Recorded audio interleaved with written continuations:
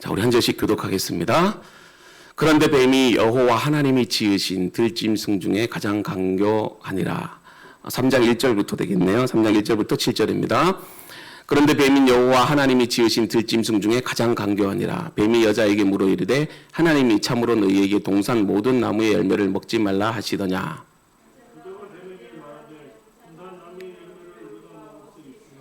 동산 중앙에 있는 나무의 열매는 하나님의 말씀에 너희는 먹지도 말고 만지지도 말라 너희가 죽을까 하노라 하셨느니라. 너희가 그것을 먹는 날에는 너희 눈이 밝아져 하나님과 같이 되어 선악을 알 줄 하나님이 아심이니라.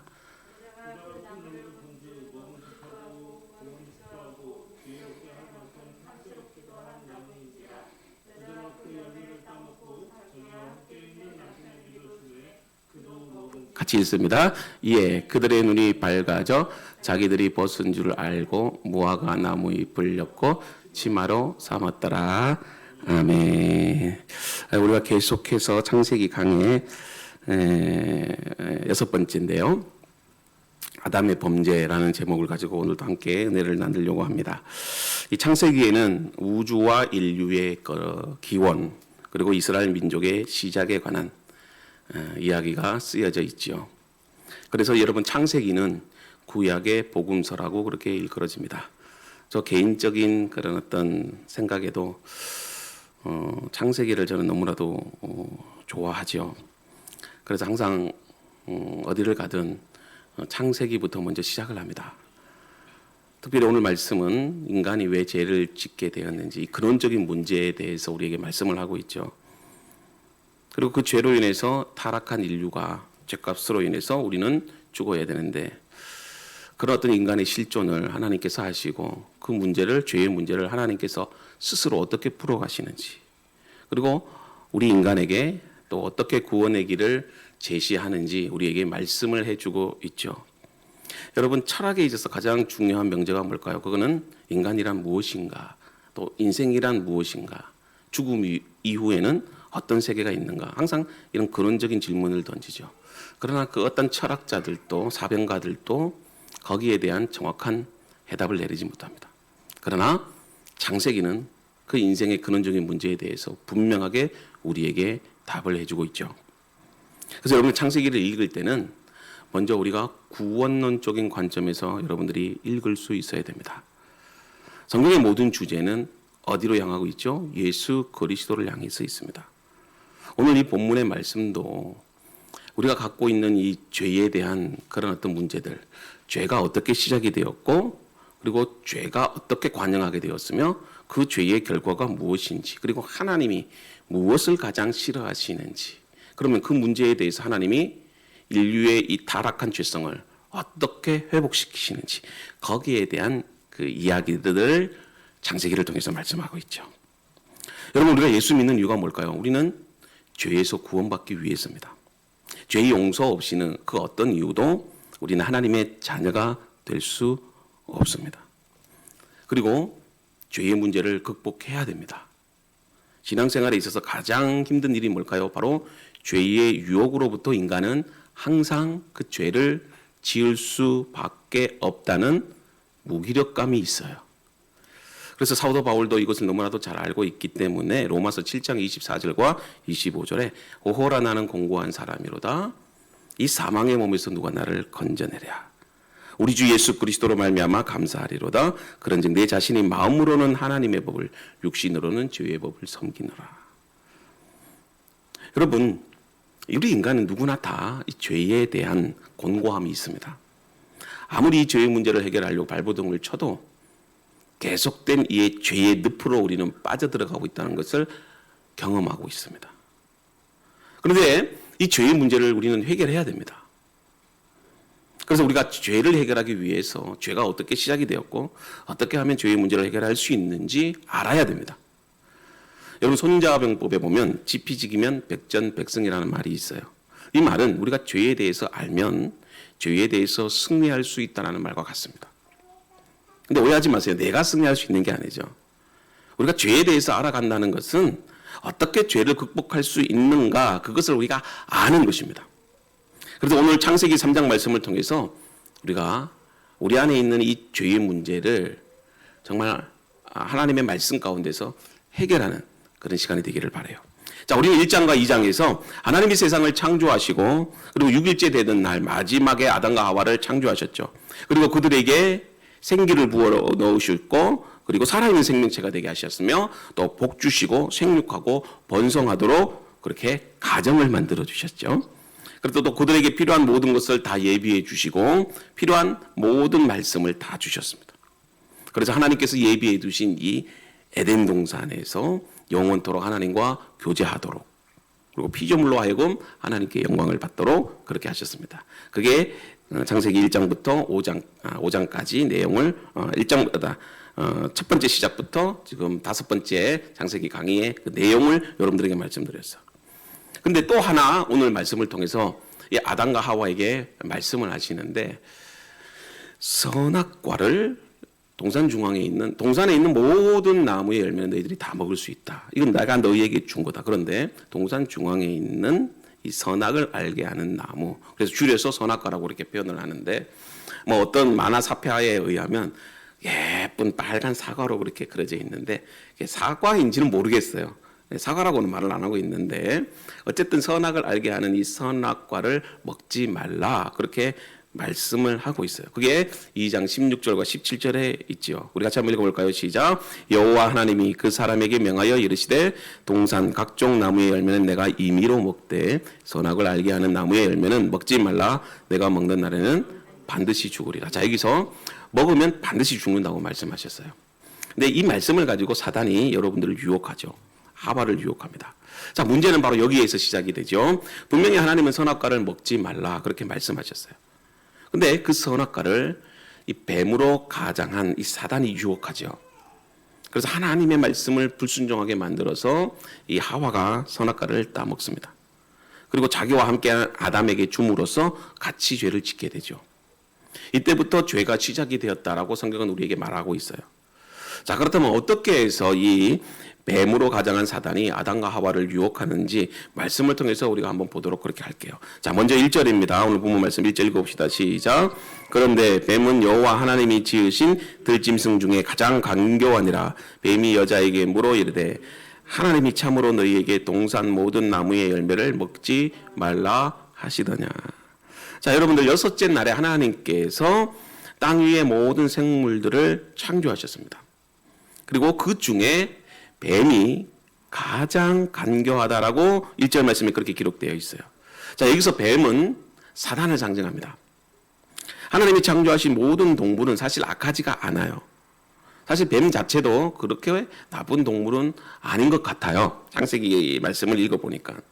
근데 그 뱀의 형상으로 사단이 나타나게 됐다는 것이죠.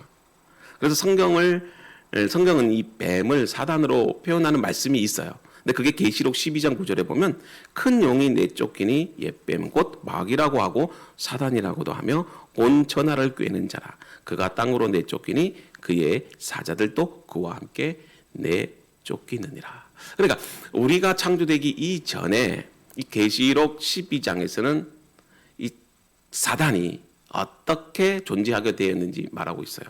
근데 9절에 보니까 계시록 12장 9절에 보니까 큰 용이 하나님께 반역을 합니다. 그리고 내쫓기게 됩니다. 근데 뱀의 형상으로 곧 마귀라고 하는 사단으로 하는 그런 어떤 유혹하는 자로서 이 땅에 내려왔다는 것이죠. 그리고 혼자만 내려온 게 아니고 그 사단을 따르는 무리들, 그 무리들도 함께 내쫓기는 거죠. 그래서 이런 마귀라고 표현할 때는 어떤 단수를 의미하지 않아요. 그러니까 특별히 우리가 이런 사단이나 마귀를 의미할 때는 복수적인 개념이 있어요. 그래서 우리가 한번 사단을 물리쳤다 하는데 이 사단은 제가 볼 때는 어떤 그 무리를 지어서 그렇게 활동을 하는 것 같아요. 그리고 계시록 20장 2절에 보면 용을 잡으니 옛 뱀이요 이렇게 표현합니다. 곧 옛 뱀이요 마귀요 사단이라 잡아서 천년 동안 결박하여 이렇게 나와 있어요. 그래서 여러분들 계시록 말씀을 보니까 사단은 용이나 뱀의 현상으로 나옵니다. 뱀의 형상으로 나옵니다. 그래서 여러분들 우리나라 조선 시대나 또 특히 조선 시대 때 그렇게 하잖아요. 그 용에 대한 그림이 많이 나오고 또 이렇게 임금이 옷는 입을 이 옷을 뭐 용포라고 그렇게 또 표현하잖아요. 그리고 뭐 용 그림이 이렇게 많이 그려져 있고 그렇잖아요. 근데 우리가 상상 속에서 만들어낸 그림이지만 실제로 그 용이 사실은 이 마귀의 형상이에요. 근데 그 말씀이 계시록에 있기 때문에 제가 그렇게 여러분들에게 전해를 드리는 거죠. 근데 여러분들 그런 얘기들 많이 들어봤잖아요. 정말 어떤 사람이 귀신 들렸을 때 이렇게 막 큰 뱀이 자기의 몸을 이렇게 휙 감고 있는 그런 모습들이 많이 있잖아요. 그런데 사실은 큰 뱀이 이 자기의 몸을 징징 감고 있다는 것, 이게 사실은요, 이 마귀의 결박 안에 있다는 걸 보여주는 겁니다. 그래서 뱀은 곧 사단의 형상인 것 같아요. 용도 마찬가지죠. 그래서 여러분들 집에 혹시 용의 형상이나 뱀의 그런 어떤 형상이 있으면 그거 여러분 다 치우셔야 돼요. 그건 뭐 우리가 뭐 꿈에 용을 봤다, 이거 사실 좋은 거 아닙니다. 네. 왜냐하면 성경은 사단을 뱀과 용으로 표현하고 있기 때문에. 어찌됐든 이 뱀으로 가장된 이 사단이 오늘 1절 말씀을 보니까 뱀이 어떻다고 했습니까? 간교했다라고 그렇게 말을 하죠. 그러니까 여러분들 이 사단의 특징이 뭐냐면 간교한 겁니다. 정체를 드러내지 않아요. 겉으로 볼 때는 참 아름답고 보기 좋고 참 지혜롭게 보이는데, 그러나 그 속에는 간교함이 있어요. 그래서 우리를 날마다 유혹을 하는 거죠. 그래서 히브리어 원어를 보면 아룸이라고 써 있는데, 이 아룸이라고 하는 단어는 부정과 긍정의 두 가지를 다 갖고 있어요. 그러면 긍정적인 의미에서는 뭐냐면 지혜롭다는 거죠. 여러분, 그래서 사단은 엄청나게 지혜로워요. 자기의 정체를 드러내지 않습니다. 항상 이 사단이라고 하는 존재는 이 변장된 모습으로 나와요. 그래서 여러분들 그런 표현을 하잖아요. 마치 남편이 마귀처럼 느껴질 때가 있고, 그죠? 우리가 보지 못했던 그런 어떤 눈으로 보지 못했던 그런 어떤 형상 가운데 반드시 그 속에는 마귀가 존재하고 있습니다. 그래서 그 마귀는 지혜로워요. 슬기롭습니다. 아주 똑똑해요. 그래서 믿는 자들을 유혹하고 어떻게 해서든 자기 정체를 감추고 그렇게 하면서 간교하게 우리를 죄의 늪으로 빠져들게 만들죠. 근데 이제 부정적인 의미가 있는데 그 부정적인 의미는 교활하고 속이는 겁니다. 그래서 오늘 본문 1절에 나타난 이 뱀이 간교하다라는 이 표현은 지혜롭다라고 말을 하는데 결국에는 교활하고 속이는 자의 모습으로 나타났다는 거예요. 그래서 지금 이 뱀이 하와를 속이지 않습니까? 유혹하지 않습니까? 성경학자들은 그 태초의 이 뱀은 우리가 지금처럼 그렇게 징그럽거나 또 흉악한 모습은 아니었을 거다. 아마 제 생각에는요, 네 발로 이렇게 걸어 다니지 않았을까, 도마뱀처럼. 왜냐하면 나중에 하나님께서 저주를 하시는데 어떻게 저주를 하시냐면 이제 배로 땅을 기어 다닐 거라 그렇게 말을 하고 있거든요. 그러면 그 전에는 배로 땅을 기어 다니지 않았을 거다 그렇게 생각하는. 그러면 뭐가 있었을까? 다리가 있지 않았을까? 네, 그렇게 생각이 들어요. 그 이유는 아담과 하와가 타락하고 난 이후에 하나님이 뱀에게 말씀하셨잖아요. 그게 3장 14절에 나와 있어요. 저주를 받아 배로 다니고 살아있는 동안 흙을 먹을지라. 그러니까 사실은 이 사단은요, 저주받은 자입니다. 네. 우리는 저주받은 자가 아니에요. 우리는 사람들을 바라볼 때마다 막 귀신 씌었다, 뭐 저주받은 자다, 못된 놈이다, 뭐 이렇게 표현을 하는데 우리 인간은 절대로 하나님 창조하셨을 때는 저주받은 인생으로 창조하지 않으셨어요. 근데 하나님께서 이 뱀은 사단에게는 이 저주를 받도록 그렇게 하셨어요. 그래서 저주를 받아서 배로 다니라, 네. 그렇게 말을 하고 있죠. 만약에 생각해 보세요. 하와가 만약 뱀이 징그러운 모습으로 나타나면 도망갔겠죠. 네. 그러나 친구처럼 아름다운 모습으로 아마 제가 볼 때는 강아지처럼 그렇게 귀엽고 예뻤을 것 같아요. 그렇으니까 하와가 뱀을 보고도 도망가지 않았겠죠. 그래서 여러분 잘 보세요. 유혹은요, 사단이 우리를 넘어뜨리는 가장 첫 번째 방법입니다. 인간은 누구나 사단으로부터 유혹을 받습니다. 예수님도 마태복음 4장에 보면 이 사단이 유혹의 방법을 쓰지 않습니까? 예수님이 사역을 시작하기에 앞서서 40일 동안 성령에 이끌려서 금식을 합니다. 예수님의 이 사역은 항상 기도로 시작하고 기도로 모든 사역을 마치는 거예요. 그런데 사단이 이것을 알고 예수님을 어떻게 하죠? 유혹합니다. 어떻게? 첫 번째는 떡으로 유혹해요. 여러분, 예수님이 가장 지금 필요한 게 뭘까요? 먹는 문제였습니다. 우리 예언이 하면 일주일만 굶어봐요. 일주일 굶을 수 있겠어요? 눈에 보이는 거는요, 먹는 것밖에 안 보여요. 근데 예수님은 40일 동안 금식하셨어요. 그러면 예수님에게 제일 필요한 거는요, 돈이 중요한 게 아닙니다. 세상의 권력도 중요한 게 아니에요. 바로 먹는 거였어요. 굶주림을 해결하는 거죠. 40일 동안 아무것도 먹지 못했으니 얼마나 배고픈 삶입니까? 자, 내가 만약에 광야에 있어요. 이걸 그리는 태양 아래 일주일간 밥을 못 먹었어요. 막치고 흙이라도 먹고 심정이에요.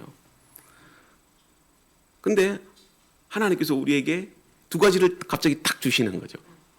딱 주신 하나는 예쁜 피자와 통닭과 아이스크림과 식혜와 그리고 콜라 이런 걸 뚝 주시는 거예요. 근데 한쪽에는 금덩어리를 산처럼 주시는 거예요. 그러니까 여러분 뭐 선택할 거예요? 네? 금덩어리요?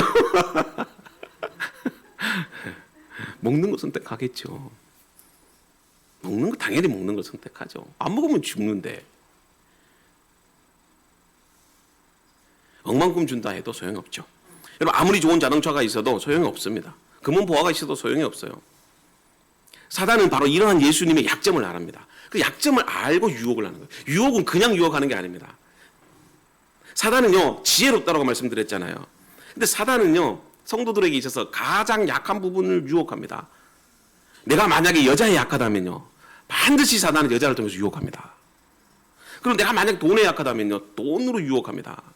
왜 하나님이 나에게 물질의 복을 주지 않을까? 남들보다 더 많은 돈을 주지 않을까? 이유가 있어요. 괜히 그 돈의 많음으로 인해서 내가 타락하고요. 하나님을 저버리게 됩니다. 내가 약한 부분이 있어요. 내가 물질에 있어서 정말 하나님 앞에 정말 믿음으로 서 있을 수 있을 때 하나님 나에게 물질의 복을 주십니다. 그래야 흔들리지 않아요. 하나님이 주신 원리는 간단합니다. 너희들이 그것을 감당할 수 있는 믿음이 있으면 하나님께서 채워주셔요. 근데 아직까지 내가 그런 믿음의 자세가 성숙함이 없을 때는 하나님이 주시지 않아요. 오히려 그것 때문에 내가 범죄하여 하나님을 떠나게 됩니다. 그럴 경우에는 하나님이 주시는 게 나아요? 안 주시는 게 나아요? 안 주시는 게 납니다. 왜냐하면 하나님은 다 알아요. 내가 약한 부분을 알아요. 저는 하나님께 그래요. 하나님 저는 사실 솔직히 말하면 돈에 대해서는 절대 낭비하지는 않아요. 제가 필요한 것 외에는 나를 위해서는 투자하지는 않고 그리고 그 돈에 있으면 너무 베풀기를 잘해서 제 아내가 많이 힘들어하는 경우들이 많이 있어요. 네. 저희 아내도 마찬가지고요. 마찬가지입니다. 술에 약한 사람은 사단이 뭘 갖고 유혹한다? 반드시 술을 갖고 유혹합니다. 그래서 술 중독에 빠지게 돼요. 그래서 내가 출세에 관심이 있으면 오로지 세상에 그런 어떤 명예를 얻는데 자신의 인생을 다 바칩니다. 그래서 일에 중독에 빠져가지고요. 가정을 돌보지도 않고 오히려 일에만 미쳐버리는. 그렇다고 해서 뭐 유혹 자체가 죄는 아니에요. 유혹 받는다고 해서 내가 죄를 짓는다 그건 아니에요. 우리는 어차피 이 범죄한 세상 가운데 살기 때문에 약한 영들은 주님 오시기 전까지는 이 공중권세 잡은 자들이 이 세상을 통치합니다. 우리는 그 가운데 있어요. 근데 그 가운데 하나님의 자녀로서 우리는 보호받고 살아가고 있는 거예요. 보세요. 예수님도 유혹을 받았어요. 그래서 사람은 누구나 유혹을 받게 됩니다. 사실 유혹은 모든 인간이 겪는 어떤 시험의 하나입니다. 그래서 유혹을 통해서 우리의 믿음의 내구성을 하나님이 테스트하십니다. 우리는 그런 질문을 하겠죠. 하나님 꼭 테스트 해봐야 아십니까? 근데 하나님은 테스트 해보고 우리의 믿음을 평가하십니다. 그래서 때로는 우리에게 뭘 주시는 거예요? 고난을 주시는 겁니다. 왜냐하면 이론과 실전은 달라요. 네, 이론과 실전은 달라요. 우리가 볼 때는 저 사람 참 믿음이 있는 것 같은데 어느 순간에 넘어지더라니까요. 그래서 실제로 고난을 당해봐야 돼요. 내가 깊은 좌절을 한번 경험해봐야 돼. 그럴 때 정말 하나님을 섬길 수 있는지, 그럴 때 우리가 정말 우리 저 권사님은 진짜 멋진 믿음을 갖고 있구나 그렇게 알잖아요. 똑같이 봐서는 몰라요. 주일 예배 잘 드리고 헌금 많이 하고 전도 많이 한다고 해서 믿음이 좋은 게 아니에요. 실질적으로 우리가 고난을 당하고 시련을 당하고 아픔을 당할 때 그때도 감사할 수 있는가. 창세기 39장에 보면 요셉이 보디발의 아내의 유혹을 받지 않습니까? 집요할 만큼 이 보디발의 아내가 성적으로 유혹하잖아요. 인간이 가장 참기 어려운 유혹 가운데 하나가 뭔 줄 아십니까? 특별히 성에 대한 유혹입니다. 이거는 심리학자들이 공통적으로 말하는 겁니다. 지금 보세요. 요셉은 혈기왕성한 청년이에요. 어떤 분들은 나이가 또 많이 들었다라고 표현을 하는데 제가 볼 때는 요셉은 청년이었을 것 같아요. 근데 여러분 보십시오. 혈기왕성한 청년한테 이 여성의 유혹은 극복하기 어려운 시험입니다. 사단이 아는 거죠. 사단은 요셉이 갖고 있는 가장 약점이 바로 이성에 대한 유혹입니다. 왜 그 이유가 있어요. 왜냐하면 요셉은 어릴 적에 엄마를 잃어버렸습니다. 엄마가 이미 라헬이 세상을 떠나요. 동생 베냐민을 낳다가 천국에 가는 겁니다. 하늘나라에 갔어요. 그래 어릴 적에 이 동생과 같이 엄마의 사랑을 받지 못한 요셉이에요. 엄마의 사랑을 받지 못한 얼마나 사랑이 배가 고팠을까요? 이 사랑이 그리운 사람이에요. 사단이 그걸 너무나도 지혜롭게 잘 아는 거죠. 그래서 이 보디발의 아내를 통해서 유혹을 하는 겁니다. 얼마나 사랑받고 싶겠어요. 근데 보세요. 그 유혹을 요셉은 어떻게 극복해내겠죠? 여러분, 하나님을 경외하는 마음. 그래서 우리에게 하나님을 두려워하는 마음이 있어야 됩니다. 요셉이 그 보디발의 유혹을 어떻게 극복해내죠? 내가 어찌 하나님 앞에서 범죄하리이까. 그러니까 요셉은 항상 하나님이 나를 지켜보고 있다는 걸 알아하는 거죠. 근데 우리가 죄를 지은 이유는 뭐예요? 우리 죄로 인해서 하나님이 보이지 않기 때문에, 하나님이 없다고 생각하기 때문에. 근데 요셉은 항상 하나님이 나와 함께 하시면 본 거예요. 죄를 지으려고 하는데 누가 있어? 하나님이 계시는 거야. 여러분 진짜 죄의 유혹을 받을 때 하나님이 딱 눈에 보이면 죄 지을 수 있을 것 같아요? 못 짓죠. 그게 뭐냐면요, 하나님을 경외함이에요. 때로는 한국 교회 성도들이 그 하나님의 경외심을 가져야 된다고 생각합니다.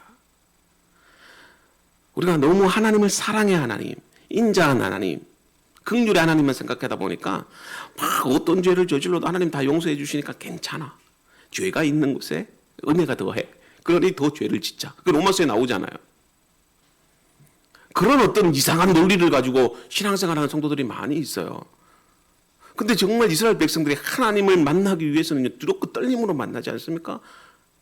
이스라엘 백성들이 광야에서도 그 시내산에서 하나님께서 그 시내산에서 현현하시잖아요. 그래서 이스라엘 백성들이 화로다 죽게 되었다 다 붙들면서 그 하나님이 나타나실 때는요, 진짜 인간이 두려움을 느낄 만한 그런 어떤 자연현상과 함께 그 광대함과 그 어떤 경외로움이 정말 인간을 압도하는 겁니다. 그래서 하나님을 그 음성을 듣고 하나님 만나게 되면 그 인간의 그 죄성 때문에 다 엎드리는 거죠. 그래서 이사야 선지자도 그렇게 표현을 해요. 이사야 6장에 보면 화로다 망하게 되었도다. 내가 죽게 되었도다. 그렇게 고백하는 거예요. 내가 하나님을 만나게 되다니 이제 내가 죽게 되었다. 다 그렇게 불불불 떠는 거죠. 근데 우리는 신앙생활 하면서 그런 마음이 전혀 없는 것 같아요. 죄를 지으면서도 두려운 마음이 없고, 신앙생활을 자기 마음대로 하면서도 하나님에 대해서 진짜 경외하는 마음이 조금도 없는 것 같아요. 물론 사업상 주일날 골프 치러 갈 수도 있고, 사업상 어디 여행 갈 수도 있어요.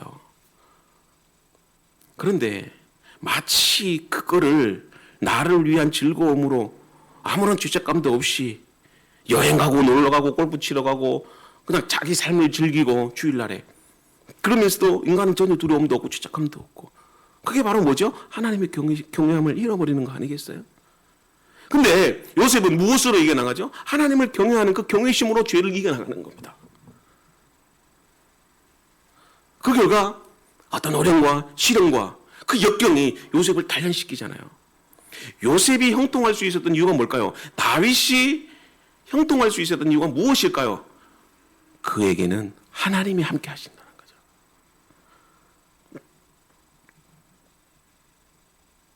여러분, 죄의 유혹에 우리는 그 문제를 극복할 수 없지만 사실 오늘 우리가 고민하고 염려해야 될 부분이 바로 여기에 있어요. 여러분, 죄의 유혹이 있을 때 내 힘과 내 능력으로는 절대로 안 됩니다. 그 이유는 왜 그러느냐면요, 인간은 본질적으로 죄인이기 때문에 죄의 습성을 가지고 있습니다. 그래서 하는 일들마다 다 죄된 일을 해요. 그래서 본능적으로 인간은 이 죄를 좋아하게 됩니다. 자기는 죄를 안 지었다고 생각하지만요, 어느 누구든 사람의 모습을 보면 추악한 그 인간의 모습들이 다 담겨져 있어요. 그래서 날마다 우리는 죄의 종이 되어서 죄를 짓고 살아갑니다. 근데 하나님은 그런 우리의 인간의 본성을 너무나도 잘 알고 계시죠. 그래서 그 문제를 해결할 수 있도록 극복할 수 있는 방법을 우리에게 주셨어요. 그걸 사도 바울이 로마서 7장에 말하고 있는데 25절에서 8장 2절까지인데요. 25절에 보면 너무나도 잘 아는 말씀이지 않습니까? 우리 주 예수 그리스도로 말미암아 하나님께 감사하리로다. 그런즉 내 자신이 마음으로는 하나님의 법을 육신으로는 죄의 법을 섬기느라. 8장 1절 그러므로 이제 그리스도 예수 안에 있는 자에게는 결코 정죄함이 없나니 이는 그리스도 예수 안에 있는 생명의 성령의 법이 죄와 사망의 법에서 너를 해방하였습니다. 그러니까 보십시오. 사도 바울도 늘 마음에 고민했던 게 오호라 나는 공고한 사람이로다. 누가 이 사망의 몸에서 나를 건져내라. 우리가 볼 때는 바울이 얼마나 대단한 믿음의 사람입니까? 그런데 바울 자신도 그 안에 항상 죄된 마음과 하나님의 어떤 은혜에 대한 마음이 늘 갈등을 일으키고 있잖아요. 우리도 마찬가지죠. 그런데 사도 바울의 고백은 뭡니까? 날마다 넘어진다는 겁니다. 근데 로마서 7장에서는 거기에 대한 해답을 찾았다는 거죠. 사도 바울이.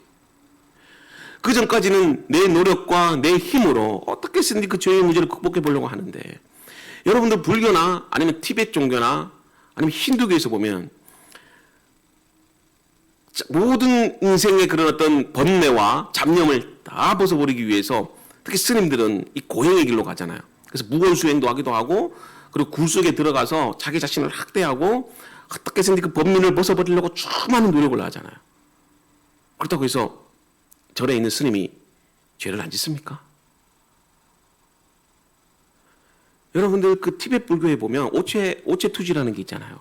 삼보일배. 근데 그게요 그냥 100m, 200m 가는 게 아니고 짧게는 수십 킬로고 멀게는 수백 킬로, 수천 킬로까지 간다고 합니다. 한번 세 걸음 걸었다가 엎드렸다가 기도하고 그렇게 한다고 해서 인생의 이 죄의 문제를 해결할 수 있는 게 결코 아니지 않습니까? 그렇다고 해서 마음의 평안이 옵니까? 자기가 정말 수행하고 그런 어떤 돌을 닦는다고 해서 그 인생의 근원적인 문제를 해결할 수 있어요? 아니라는 거죠. 하나님은 저와 여러분들에게 오늘 이 방송을 듣는 모든 분들에게 분명하게 말씀을 하고 있어요. 죄의 문제를 극복할 수 있다는 것입니다. 그 문제는 내 힘으로 되는 것이 아니라 이미 예수 그리스도를 통해서 우리 안에 성령의 기름 부은 바가 되셔서 그 성령의 법이 우리로 하여금 죄의 유혹과 사망에서 어떻게 한다는 거죠? 해방시킨다는 거죠. 그래서 여러분들이 죄의 문제를 하나님께 맡겨버리세요. 그래서 때로는 넘어지고 실수하고 죄를 지었다 한다 할지라도 그걸 가지고 하나님께 나아가십시오. 예수 그리스도 앞에 나아가십시오. 십자가 앞에 나아가십시오. 하나님 내가 죄를 지었습니다. 내가 또 죄를 지었네요. 하나님 내가 또 거짓말을 했네요. 내가 또 마음의 혈기를 부렸네요. 물론 습관적으로 그렇게 의도적으로 죄를 지어서 하나님 앞에 그런 모습으로 나간다는 것은 잘못된 일이지만 정말 내가 하나님 앞에 회개하는 마음을 가지고 나아갈 때는 하나님께서 용서해 주시고 다시 회복시켜 주시고 다시 새로운 삶을 살아갈 수 있도록 여러분들 컴퓨터가 버벅거릴 때 휴대폰이 잘 안 될 때는 어떻게 하면 좋아요? 휴대폰을 다시 껐다가 키면 컴퓨터를 다시 껐다가 키면 다시 재부팅이 돼서 원활하게 돌아가잖아요. 마찬가지입니다. 우리가 때로는 인생의 좌절과 절망과 고통 가운데 죄를 지어서 낙심할 때 어떤 사람은 주저앉아 버리지만 우리는 다시 리셋하면 되는 겁니다. 근데 그 리셋하는 방식이 뭐라고요? 예수 그리스도 안에서 생명의 성령의 법이 우리를 자유케 하는 거죠. 그래서 여러분 그리스도인들은 자유함을 좀 누리셔야 됩니다. 자유함을 좀 누리세요. 자유함을 누린다고 해서 방종하라는 의미가 아니라 정말 하나님의 말씀이 내 안에 내 몸과 마음을 다스리고 주장해 나간다면 내 안에 진정으로 뭐가 있는 줄 아세요? 그건 자유가 있는 겁니다. 사단은요 여러분들의 약한 부분을 집중적으로 공격해 갑니다. 그래서 사탄도 그런 부분들을 너무나도 잘 알기 때문에 우리가 그 부분 약점을 하나님 앞에 고백하고요. 하나님 나는 돈에 대해서 약해요. 하나님 나는 세상의 문화에 대해서 약해요. 나는 술에 대해서 약해요. 그럼 왜 그리스도인들이 술과 담배를 못 끊는지 모르겠어요. 근데 마음조차도 없는 것 같아요. 대부분 술과 담배를 못 끊는 이유가 술 먹어도 천국 간다 이렇게 생각해요. 물론 술 먹어도 천국 갈 수 있어요. 그러나 신앙을 그런 논리로 생각해서는 안 된다는 겁니다. 신앙은요 항상 관계 속에서 생각을 해야 돼요. 내가 결정한 그 부분이 다른 사람들에게 유익이 되고 다른 사람들이 볼 때 덕이 되고 하나님 보실 때 그게 합당하다고 생각될 때 그게 진정한 우리의 삶의 목표가 되는 거고 방향성이 되는 거죠. 내가 자유롭다고 내 마음대로 할 수 있다는 거 그건 결코 하나님 보실 때 올바른 방향성이 아니라고 저는 생각해요. 제가 뭐 술 마시고 담배 피고 마약하고 그런 어떤 미디어에 중독되고 이런 부분에 대해서 정말 정지하고 싶지는 않아요. 그러나 그런 부분에 있어서도 하나님께 맡기고 그것을 극복하려고 하는 그런 어떤 우리 마음의 자세가 필요해야 된다는 거죠. 저는 그게 바로 하나님을 경외하는 마음이 아닐까 생각해요. 그런 노력도 없이 무조건 나는 자유하다고 내 스스로 괜찮아. 그건 내 생각뿐일 거예요. 저는 그래요.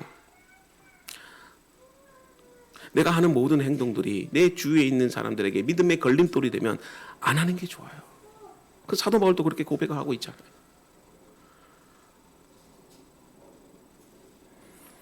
특별히 우리 교회 주변에 제가 몰랐어요. 우리 주차장에 있는 저 구석탱이 골목이 여기 담배 피는 장소더라고요. 저기 가면 그것도 꼭 10대들, 특히 여성들 몰래 담배를 피워요. 그래서 여기 집이 있나 싶어가지고 주차장 뒤쪽으로 해서 한번 가봤어요. 근데 아무것도 없어. 근데 거기에서 여자들이 쭈그려 앉아가지고 거기 이렇게 이제 그 담배통이 있어요. 철통이 이렇게 돼 있는데. 그리고 이쪽에 뒤에 들어온 커피숍 뒤에 들어간 주차장 들어오는 골목도 있잖아요. 여기 또 이렇게 담배 피는 장소더라고요.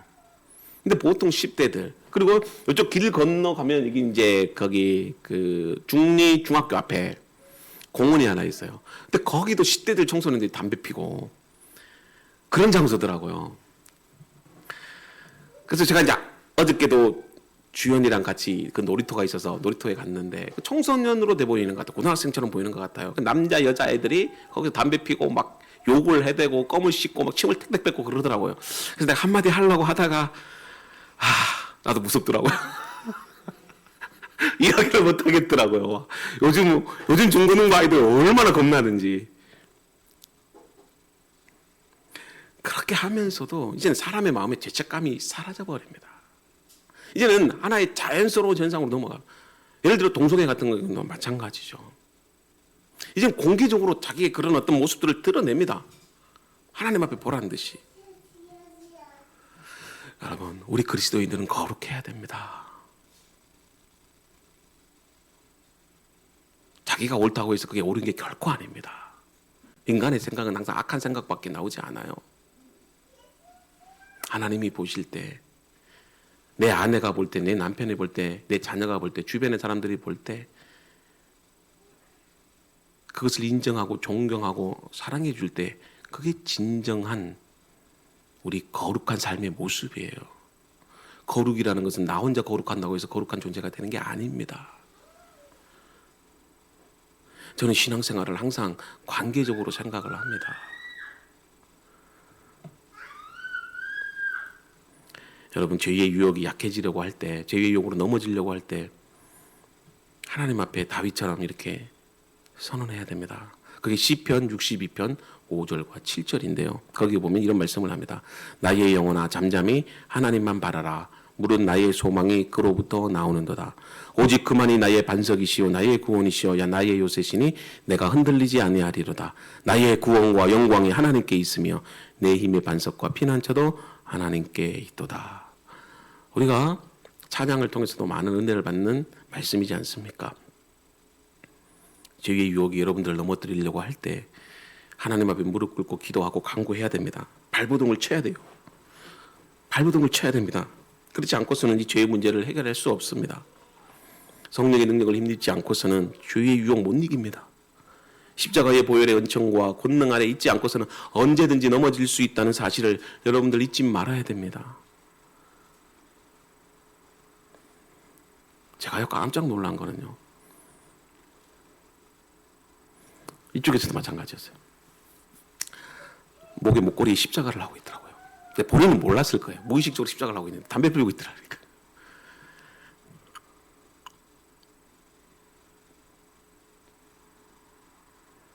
한마디로 여러분들 날마다 말씀으로 무장하고 깨어서 그렇게 성령에 힘입어서 성령의 갑주를 입고 여러분들이 살아야 됩니다. 자, 둘째로 여러분, 사단의 유혹은요, 하나님 말씀에 대한 의심을 가져옵니다. 첫 번째는 유혹이지만 두 번째는 하나님 말씀에 대한 의심이에요. 의심입니다. 그게 3장 1절 후반절에 나오는데요. 제가 한번 읽어봅니다. 창세기 3장 1절에 보면 나오는데, 그런데 뱀은 여호와 하나님이 지으신 들짐승 중에 가장 강교하니라. 뱀이 여자에게 물어 이르되 하나님이 참으로 너희에게 동산 모든 나무의 열매를 먹지 말라 하시더냐. 자, 여기 보면 사단이 지금 하와를 유혹하는 이제 그 구체적인 내용이 나오는데, 이 사단이 하나님의 말씀을 완전히 부인한 게 아닙니다. 여러분, 이단의 특징이 뭔 줄 아세요? 이단은 처음부터 하나님의 말씀을 부인하지 않습니다. 처음에는 그럴싸하게 자기도 정통 그러나 하나님의 교단으로서 믿는 것처럼 성도들을 가장합니다. 근데 나중에 깊이 들어가 보면 뭔가 이상해요. 꼭 말장난 있잖아요. 말 잘하는 사람들, 이 사기꾼들이 말을 잘하지 않습니까? 사기꾼을 말을 들어보면 처음부터 이 말이 틀렸다고 생각하는 사람 아무도 없어요.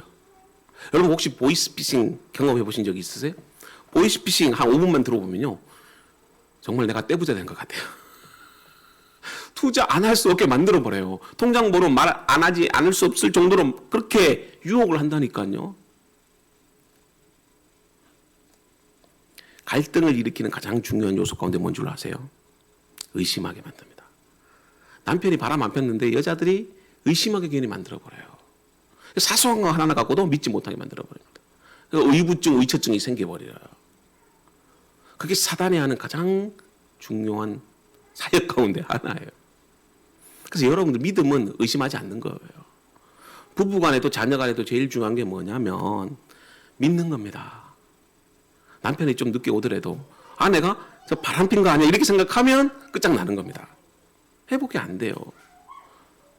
남자들은 늦게 올 수도 있고 전화 못할 수도 있으면 뭐 특별한 일이 있어서 그렇겠지, 서로 믿어줘야 돼요. 자녀도 마찬가지고, 아이들이 예를 들어서 친구와 함께 전화 못하고 좀 늦게 오더라도 야단칠 것은 야단쳐야 되겠지만, 그러나 근본적인 원리는, 훈계의 원리는 아이들을 믿어줘야 돼요. 눈높이를 맞춰줘야 돼요. 교회에서도 마찬가지예요. 교회에서도 의심병이 들면 그 교회는 반드시 갈등이 생겨버립니다. 성도와 목사님들 간의 관계 속에서도요, 제일 중요한 게 뭐냐면 서로 간의 신뢰예요. 의심의 병이 들기 시작하면 끝도 없어요. 의심은요, 의심을 낳고 또 의심을 낳고 계속해서 그렇게 나갑니다. 여러분 그러잖아요. 한 번의 거짓말이 그 다음에 거짓말, 또 그 다음에 거짓말이 그 다음에 거짓말 덮기 위해서 또 거짓말. 사단도 보세요. 처음부터 하나님 말씀을 부인한 게 아니고, 하와야 정말로 하나님이 이렇게 말했니? 이렇게 해요. 정말로 이렇게 말했니? 그렇게 질문을 던져요. 그러면서 하나님의 그 말씀의 동기를, 그 의미를 물타듯이 희석시켜버립니다. 근데 하와도 들을 때 완전히 틀린 말은 아니에요. 이런 사단의 위협 가운데 제일 무서운 게 뭔 줄 아십니까? 내가 질병으로 고통당하는 거요? 아니면 사업이 망하고 집안이 망하는 거요? 아니면 내가 죽는 거? 교회 역사 가운데, 여러분들의 신앙 고백 가운데 이러한 환난과 핍박이 있을 때 오히려 믿음이 더 강해졌어요. 근데 오늘날 한국 교회와 중세교회를 보면은요, 절대로 그렇지 않지 않습니까?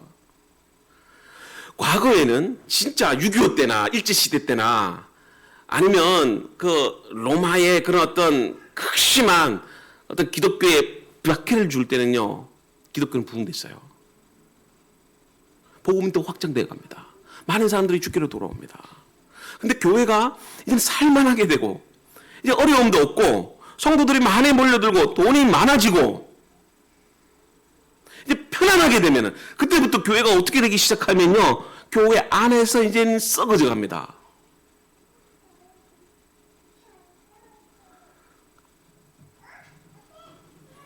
가장 무서운 사단의 유혹은 여러분요, 혹시나 여러분들 질병 가운데 있거나 사업이 망해서 어려움에 있다면 그것보다 더 큰 그런 어떤 시련이 하나님의 말씀에 대한 의심이에요. 왜 여러분들에게 시련을 주신 줄 아십니까? 계속해서 하나님의 말씀에 대한 의심을 가져두게 만드는 거죠. 봐! 하나님이 복 준다고 했잖아. 근데 너는 왜 이렇게 가난하게 사니? 너 예수 믿으면 건강해야 되잖아. 너 맨날 건강 달라고 하나님께 기도하는데 너 봐봐. 너 지금 암으로 지금 암 3기야. 너 내일이면 죽어. 너 정말 하나님이 사랑한다고 믿니? 이렇게 사단이 질문하면요, 마음에 뭐가 생기냐요? 뭐가 생겨? 의심이 생기는 거. 아닌 것 같아. 네가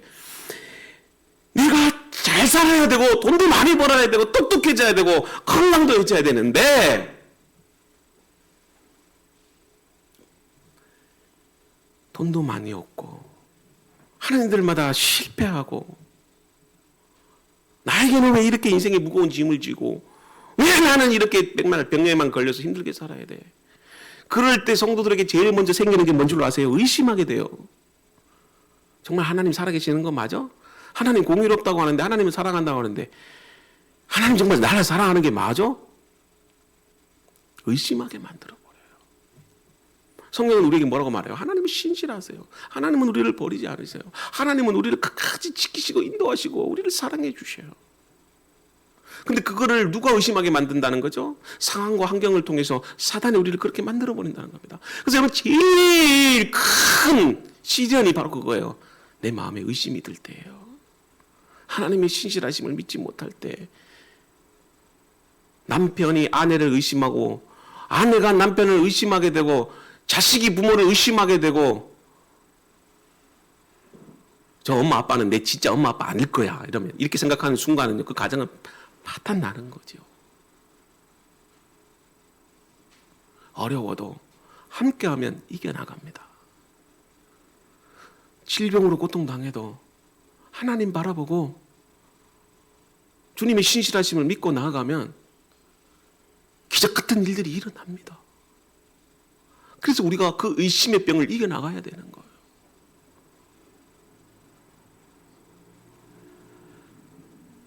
어렵고 힘든 일이 있을 때 사단은 언제나 하나님 사랑을 의심하게 만들어요. 주일 한 번 빼먹어도 돼. 괜찮아. 다음 주 가는데. 근데 그 한 번이 두 번이 되고 두 번이 세 번이 되더라고요. 보통 성도들이 실족하는 건 작은 것 하나 때문에 실족해요. 큰 거로 인해서 실족 안 합니다. 서운해서 실족하고요. 나를 알아주지 않아서 실족해버리고요. 술, 담배도 마찬가지입니다. 호기심 때문에. 술, 담배 피워도 누가 지옥 가나? 자기 스스로 정죄하고 다 판단해버리죠. 그게 바로 자기가 하나님처럼 되는 거예요. 하나님의 말씀으로 자기를 검증해 나가야 되는데 자기 생각으로 하나님의 말씀을 검증해 나가면 그거는요 교만이에요. 뭐 교만이 있다고 해서 욕심 많은 게 아니고 자기 기준과 생각으로 하나님 말씀을 평가해버리고 그걸 성경 구절에서도 용하게 찾아내더라고요.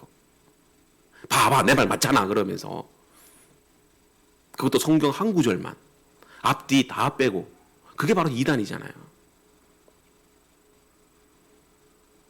여러분 사단도 하나님 말씀 잘 압니다. 너무 잘 압니다. 이단들이 얼마나 하나님 말씀 잘 아는지 몰라요. 성경 줄줄줄 외우잖아요. 근데 사단의 특징이 뭐냐면 거짓된 말씀으로 우리를 유혹한다는 것입니다. 그래서 기존에 있는 한국교회 성도들이 성경을 잘 모르거든요. 그러니까 성경의 말씀을 아버지 가방에 들어가신다. 아버지 가방에 들어가야 된다는데 아버지 가방에 들어가신다. 이렇게 말해버려요. 그러니까 문법적으로 틀린 거 없어요. 그렇지 않습니까? 아버지 가방에 들어갈 수 있지요 뭐. 근데 전체적인 문맥에서 보면 이상한 거지요. 아버지 가방에 왜 들어가요? 근데 문법적으로는 틀린 게 없어요. 근데 성도들은 몰라요. 아버지 가방에 들어가는 게 맞는 것처럼 진리인 것처럼 생각해 버린다니까요. 왜요? 성경을 모르니까. 모르기 시작하면 사단이 말씀을 가지고 장난치는 거죠. 아무리 목사님이 하나님 말씀을 가르치고 듣게 하기 위해도 사단이 한국 교회에 오늘날 지금처럼 사단이 전략을 바꾼 것 같아요. 옛날에는요 사람을 죽이기도 하고 때로는 돈도 다 뺏어가고 건강도 뺏어가는데 요즘 그렇게 안 하는 것 같아요. 오히려 성도들이 원하는 거 다 해주는 거죠. 돈 원해? 알았어, 돈 줄게. 아, 교회? 그래, 내가 붕 시켜줄게. 성도들 모아줄게. 근데 성도들 모아도 좀 죄송한 표현이지만 정말 믿음 있는 사람 한 명 나올까 말까 해요. 나머지는 다 뭐예요? 추수꾼들, 이런 성도들 다. 교회 분란 일으키고 갈등 일으키고. 그러니까 여러분 너무 교회 숫자 많다고 자랑하지 마십시오.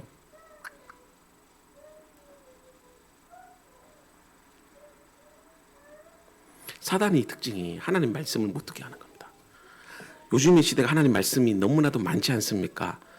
근데 옛날보다 더 성경 안 보고 더 교회 안 나오는 거 아시지요? 옛날에는요, 저희 부모님 세대, 할아버지 할머니 세대는요, 새벽 예배 오려고 새벽 2시에 일어나가지고 비가 오나 눈이 오나 1시간씩 2시간씩 교회를 걸어왔다니까요. 요즘 그렇게 오는 정도 어디 있습니까?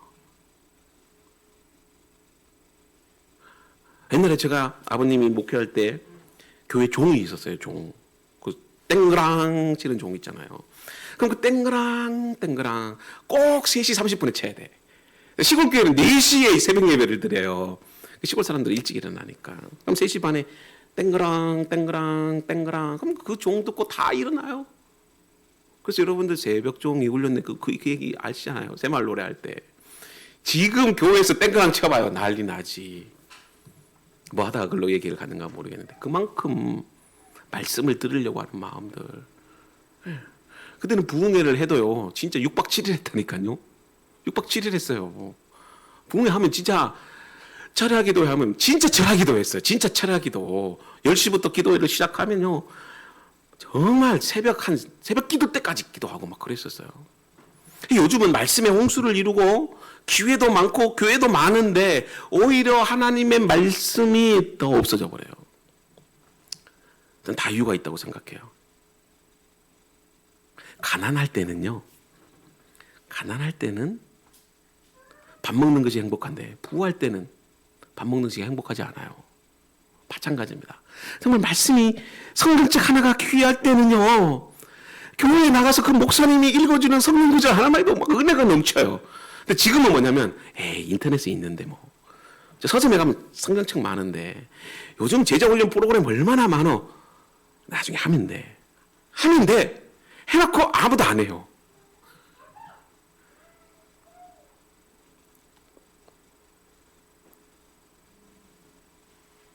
말씀을 안 듣게 해버리죠. 근데 요즘은요 사단이 또 방법을 바꿨어요. 교회를 가게 해요. 교회를 가게 하는데 교회를 와서 첫째 졸게 만든다. 두 번째 주보에 낙서하게 만든다. 세 번째 휴대폰 들고 인터넷 하게 만든다.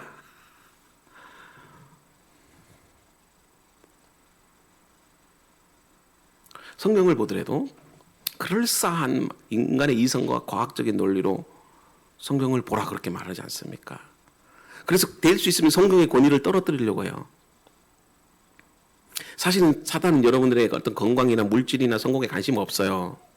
오로지 유일한 관심이 뭐냐면 하나님 말씀을 듣지 못하게 만들어버립니다. 거기에만 관심이 있어요. 근데 과거에는 하나님 말씀을 듣지 못하기 위해서요 막 핍박도 주고 막 목숨도 거두어 가고 막 경제적인 어려움도 주고 막 그러는데 요즘 안 그래요. 그래 가 휴대폰 하나만 딱 던져주는 거예요. 그리고 청소년들이요 어른 예배는 절대 안 드립니다. 드려도 3층에 올라가서 3층에 맨 끝에 앉아가지고 뭘 만지냐면 휴대폰 만지는 거죠. 요즘은 사단이 진짜 지혜로운 것 같아요. 지혜로운 것 같아요. 자녀들 탈선시키는 제일 좋은 방법이 뭔지 아세요? 자녀들 해달라는 대로 다 해주면 자녀는 탈선합니다. 적절한 브레이크를 하고 야단도 치고 안 되는 건 안 되는 거 그러니까 가르쳐줘야 되는데 그렇게 하면 아이들이 또 막 반항하기 때문에 두려워서 안 되는 거죠. 이단들이 왜 무서운 줄 아세요? 말씀을 가지고 장난치기 때문에 그렇지 않습니까? 기존 성도들은 잘 모르니까 말씀 무너지면 다 무너지니까 한국교회가. 자, 하와도 그래. 하와도 하나님 분명히 하와에게 말씀하시잖아요. 2장 16절과 17절에 여호와 하나님이 그 사람에게 명하여 이르되 동산 나무의 열매는 내가 임의로 먹되 선악을 알게 하는 나무의 열매는 먹지 말라. 내가 먹는 날에는 반드시 죽으리라 하시니라. 자, 보세요. 동산에 있는 각종 나무의 열매는 내가 먹어라. 이거 틀린 말이 아니잖아요. 하나님 말씀하셨어요. 동산에 있는 모든 나무는 다 먹어라. 임의로 먹어라. 자유롭게 먹으라는 겁니다. 근데 하나님 뭐라고 해요? 단지 하나만 지켜. 동산 중앙에 있는 선악을 알게 하는 나무는 먹지 마. 근데 사단은 어떻게 그 말씀을 변형시켰다고요? 3장 1절에 보니까 참으로 너희에게 동산 나무의 모든 열매를 먹지 말라고 하더니 이렇게 질문을 던지는 거죠. 문제는 이거예요. 질문을 던지면 기존 성도들이 대답을 잘 못해요. 이단들이 와가지고 제일 먼저 하는 방법이 뭘까요? 질문 던지는 거죠. 죄에 대해서 뭔 줄 아세요? 왜 안식일이 중요한 줄 아세요? 딱 질문을 던져버려요. 왜 한국교회 목사님들이 저렇게 타락한 줄 아세요? 그러면 거기에 대한 질문을 답을 못해요. 그래서 제가 여러분 목회를 하면서 이제는 좀 성도들에게 개념을 심어줘야 되겠다.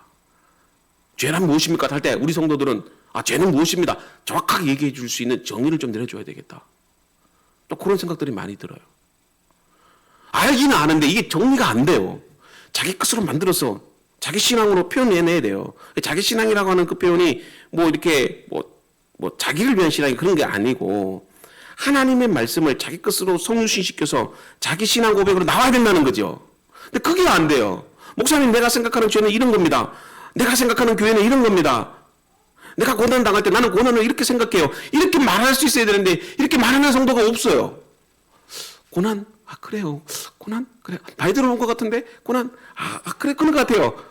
여기만 머물러 있어요. 이게 정리가 안 되는 거죠.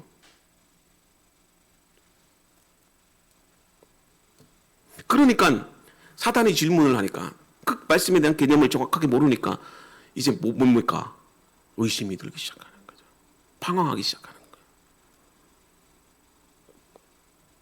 그래서 여러분 말씀을 들어도 정확하게 똑바로 잘 들어야 됩니다. 제가 들을 때 하와는요, 아마 아담이 먼저 들었겠죠. 아담이 듣고 하와한테 얘기를 해줬겠죠. 근데 아담이 제가 볼 때는 정확하게 듣지 않았던 것 같아요. 여러분들 하나님 말씀 들을 때 정확하게 바르게 들어야 됩니다. 한 귀로 듣고 한 귀로 흘러버려서는 안 됩니다. 아이들이 공부 잘하는 아이들은 선생님 말씀에 대한 집중력이 있잖아요. 뭔가 달라요. 공부 못하는 아이들은요, 집중력이 없어요. 5분만 앉아있다가 두리덩 엉덩이를 뺐다가 뗐다가 아프 기지개 켰다가 막 딴짓했다가 했다가 화장실 또 가요. 그러다가 또 명령고를 열고 또 먹을 거 있나 보다 뒤졌다가. 우리 그리스도인들은 말씀에 대한 집중력이 필요합니다. 순전한 마음으로 사단의 말씀 가지고 유혹할 때 우리 넘어집니다. 아주 교모해요. 왜냐하면 말씀을 살짝 돌려서 말하는데 전부 다 먹지 말라고 했니? 전부 다 먹지 말라고 했니? 이 말에 어떤 의미가 있는 줄 아세요? 왜 하나님 전부 다 먹게 만들지? 왜 그거는 왜 못 먹게 만들었어요? 하나님 너무하잖아. 이렇게 하는 거죠.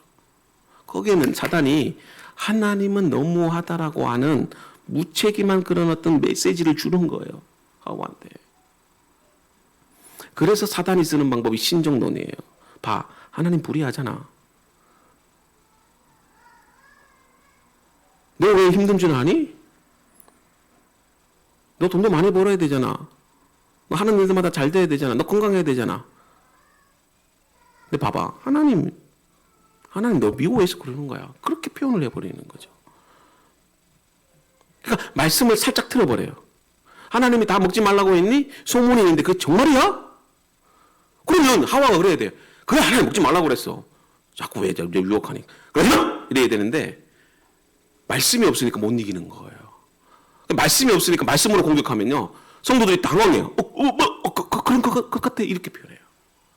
말씀을 말씀으로 물리쳐야 되지 않습니까? 예수님이 사단이 유혹했을 때 말씀으로 이기잖아요. 이 돌을 명하여 떡이 되게 하라 그럴 때 예수님은 분명히 사단아 물러가라. 사람이 떡으로만 살 것이 아니요 하나님의 입으로 나오는 말씀으로 살 것이라 그렇게 말씀하셨다. 그렇게 말하잖아요. 그게 신명기 8장에 나오잖아요. 말씀은 말씀으로 이겨야 되는데 말씀은 말씀으로 못 이기고 내 지식과 경험으로 이기려고 하니까 안 되는 거죠. 사단은 말씀으로 여러분들을 유혹합니다. 말씀에 대한 불평을 일으키는 거죠. 죄의 유혹은 바로 이 불평 때문에 나오기 시작한 겁니다. 하나님께서 왜 동산나무의 열매를 먹지 못하게 했을까? 이거 불공평하잖아. 불공평하잖아. 봐봐. 내 이웃집 아저씨는 저렇게 돈도 많이 벌고 복권도 당첨됐네. 회사도 진급했네. 와, 연봉이 1억이네. 근데 하나님 너는 연봉이 진짜 1,000만 원도 안 되게 만들어버렸네. 불공평하잖아. 너무 지나치잖아.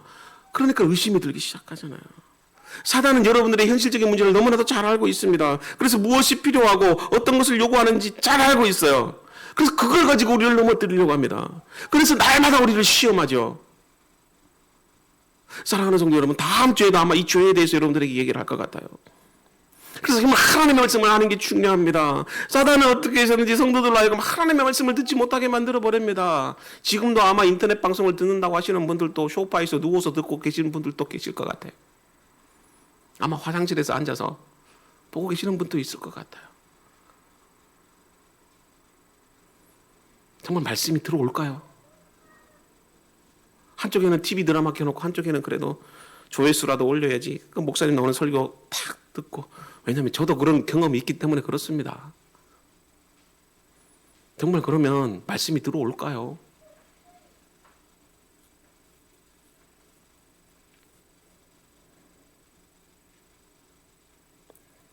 될 수 있으면 지금 코로나 때문에 가뜩이나 한국 교회가 성도들이 공예배에 대한 개념이 상실해져 가고 있는데 거기에다가 불을 지른 것 같아요. 저는 이재철 목사님이 말한 것처럼 한국 교회가 코로나 이전과 이후에 문명사적인 대변혁이 올 거라고 저는 믿어요.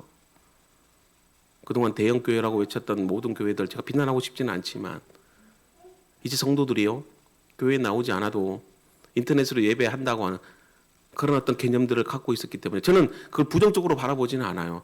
우리가 예배는 어느 곳이든지 드려야 되고 꼭 성전 예배뿐만이 아니라 우리의 삶의 현장에서 예배를 드려야 된다는 걸 저는 인정을 합니다. 그러나 중요한 것은 성도들이 정말 그렇게 인식하느냐가 중요하겠지요.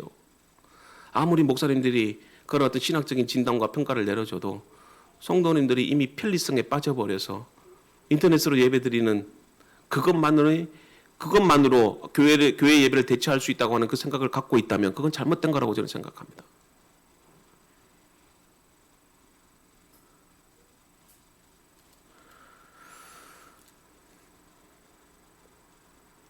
자유주의 신학이라는 게 있습니다. 저도 신학교 다니면서 이 자유주의 신학에 빠져서 한참 고민했던 사실 그런 경험들이 있어요. 자유주의 신학이 뭘까요? 자유롭게 해석하라는 겁니다. 이제 믿을 만한 것만 믿어. 동정녀 탄생 이런 거 믿지 마. 이런 거예요. 하나님 말씀으로 세상을 창조했다. 아유, 그런 거 하지 말고 유신론적 진화론이 있으니까 진화했는데 거기 하나님이 개입하신 거야. 그렇게 믿어. 그렇게 말하는 거죠. 합리성과 이성을 바탕으로 신학을 평가해버리는 겁니다. 저는 그게 진짜인 줄 알았어요. 그래서 인간의 힘으로 이 땅을 바꿔야 된다. 그래서 해방신학이 나오고요. 투쟁적인 신학이 나오는 겁니다. 그래서 맨날 신학교에서 데모하고요. 저도 데모하러 몇 번 나갔었어요. 학교 가니까 와, 술판이 벌어지고 신학교 앞에요. 막 학생회에서 그냥 띠를 띠고 민주화를 외쳐야 된다고 하면서 복음에 대한 그런 어떤 사명은 다 잊어버리고 사회 투쟁적으로 나오는 걸 많이 보았어요. 영국, 독일, 프랑스, 이미 프랑스는 이슬람 국가가 됐습니다. 거기서 기독교에 대해서 얘기해버리면 참수당합니다. 엊그저께도 교사가 참수당했다는 얘기가 나오더라고요. 이미 영국, 독일, 프랑스, 유럽 전체는 이슬람화되어 가고 있습니다. 왜 그런 줄 아세요? 자유주의 신학 때문에 그래요. 말씀의 권위가 땅에 떨어지고 교회가 타락하고 이제 기독교 국가 아닙니다. 이젠 유럽을 우리가 가야 됩니다. 가서 그들에게 다시 재복음화 해야 돼요. 죄는 하나님 말씀의 불순종으로 시작된 겁니다. 말씀이 중요한 겁니다. 사단의 유혹을 이기는 길은 원론적인 이야기지만 기도와 말씀 외에는 없습니다. 말씀도 대충 알아서는 안 됩니다. 예수님은 사탄의 유혹을 말씀으로 이겼습니다. 저와 여러분 모두가 하나님의 말씀으로, 그 말씀이 기도가 바탕이 될 때 그 말씀이 살아있고, 기도는 말씀으로 에너지가 공급될 때 그 기도는 역사가 나타납니다. 그런 우리 대전로동교회 성도님들이 되실 수 있기를 주님의 이름으로 축복합니다. 말씀으로 승리하는 저와 여러분들 되기를 바랍니다. 하나님 감사합니다. 오늘도 죄의 문제에 대해서 정확하게 우리를 깨닫게 하시고, 이 죄를 극복할 수 있는 길은 예수 그리스도 성령의 법, 그 성령의 법은 하나님의 말씀과 기도입니다. 예수님도 사탄의 유혹을 말씀으로 이겼던 것처럼 때로는 인생의 시련과 고난과 역경이 있을 때 말씀에 든든히 있어서 이 죄의 유혹을 극복해 나가는 멋진 그리스도인이 되게 해 주시옵소서. 오늘도 긴 시간이었지만 정말 성령의 은혜 가운데 말씀을 선포했습니다. 이 방송을 듣는 많은 영혼들 말씀에 부흥이 있게 하여 주시고, 이 힘든 코로나 시간 가운데 주의 말씀과 기도로 승리해 갈 수 있도록 도와 주시옵소서. 예수님의 이름으로 감사하며 기도드립니다. 아멘.